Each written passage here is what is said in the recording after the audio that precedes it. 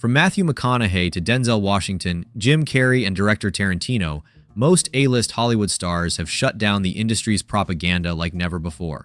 And as one of the most influential figures in Hollywood, Denzel Washington really puts the heat on in this speech. Number one, put God first. Put God first in everything you do. But if you think that was the hardest shut-up call from an elite Hollywood actor, think again. Because Matthew McConaughey completely shut down left-wing Hollywood propagandist Joy Behar. But I will always measure what category I can be most useful. Let me go through Do you this think he part of could my get time. elected in Texas? Live on her own show, The View, after this absurd question.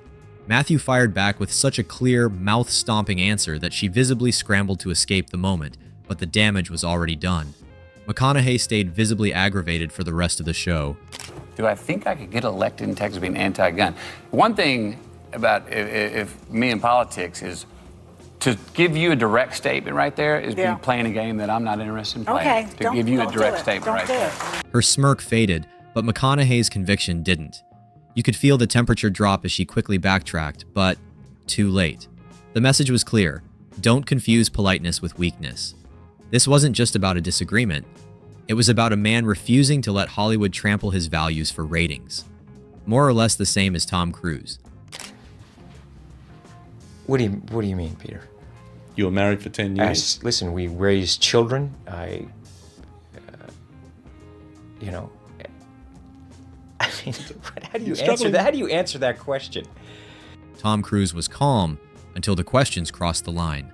Divorce isn't gossip, and when interviewers treat it like clickbait, Cruise reminded them exactly who they were talking to. There's a fine line between journalism and disrespect, and he sliced right through it with eyes that didn't flinch once. Here's the thing, Peter. Yeah. You're stepping over a line now. You're stepping over a line. You know you are. I suppose they're questions Peter, that people want to know. Peter, you want to know.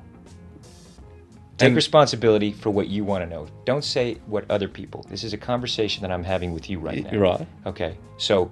It was utterly bizarre to bring up such a sensitive topic live on TV, especially to a loving, caring father and husband. You don't stoop that low, attacking someone's relationship and faith just for ratings. The message from Tom was loud and clear. Just like award-winning actor Joaquin Phoenix, who was hit with the same boring question over and over again.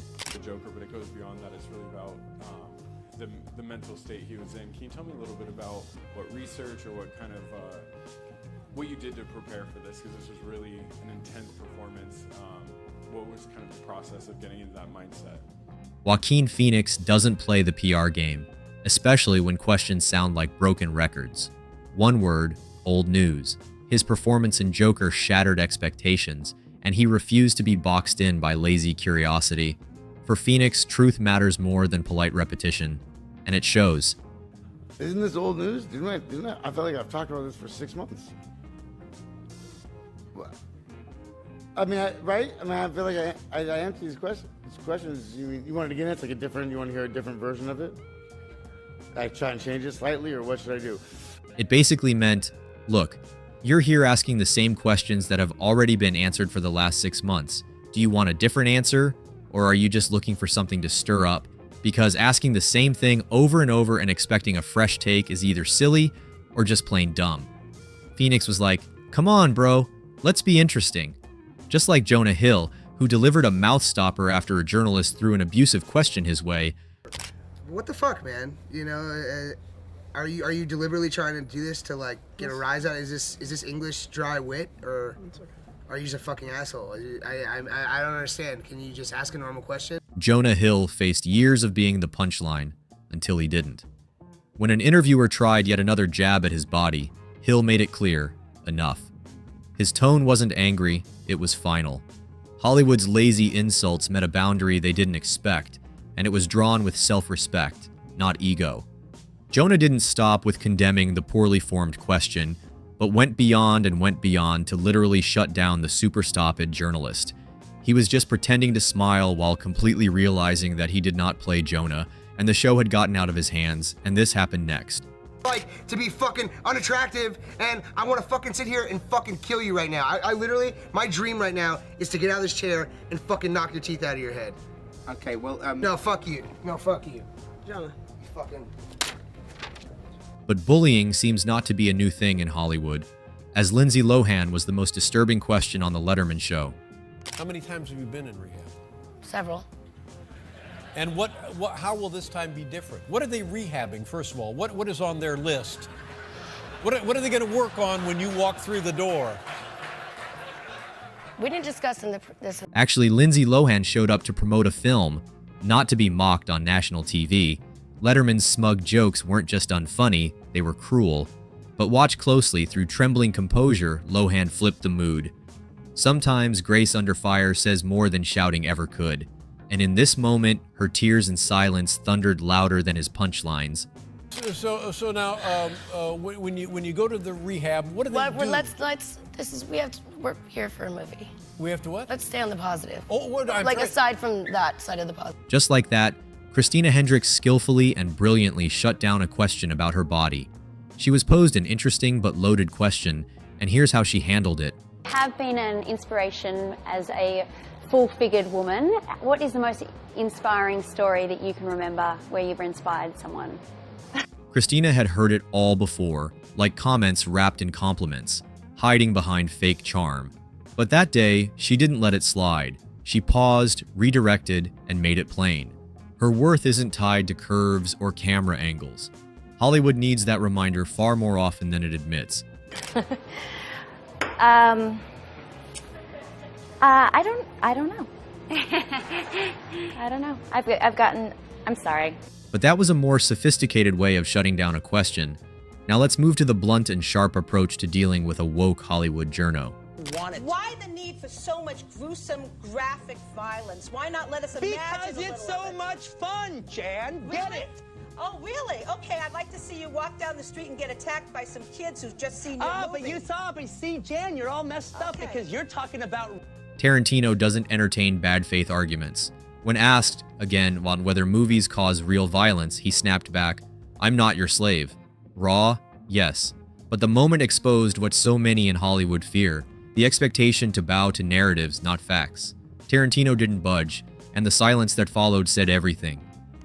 I'm gonna tell you why I'm so sure. Don't ask me a question like that. I'm not biting. But the fun really kicks up a notch when you see an actor like Tom Hardy obliterate a journo for asking nonsensical questions. But what is your question? I was wondering if you find it difficult for celebrities to talk about their sexuality. I don't find it difficult for celebrities to talk about their sexuality. Are you asking me about my sexuality? Sure. Why? Tom Hardy's deep and heartfelt way said it all. When a reporter poked into Hardy's personal life, assuming entitlement to answers, Hardy didn't explode. He corrected. And the calm edge in his voice? That wasn't acting. It was a man tired of being dissected for sport, drawing the line with quiet strength. Did you ever think, why are all these women in here? I thought this was supposed to be a man's movie. No. Not for 1 minute. But Michael B. Jordan's clapback at the bullying from his former classmate never gets old, for the audience or for her. Of all that. Corny kid, right? No, I did not say that. Misquoted. Michael B. Jordan didn't forget where he came from, or who doubted him there. When a former classmate, now an interviewer, tried to fake familiarity, Jordan kept it cool, but not forgiving. His eyes said it all.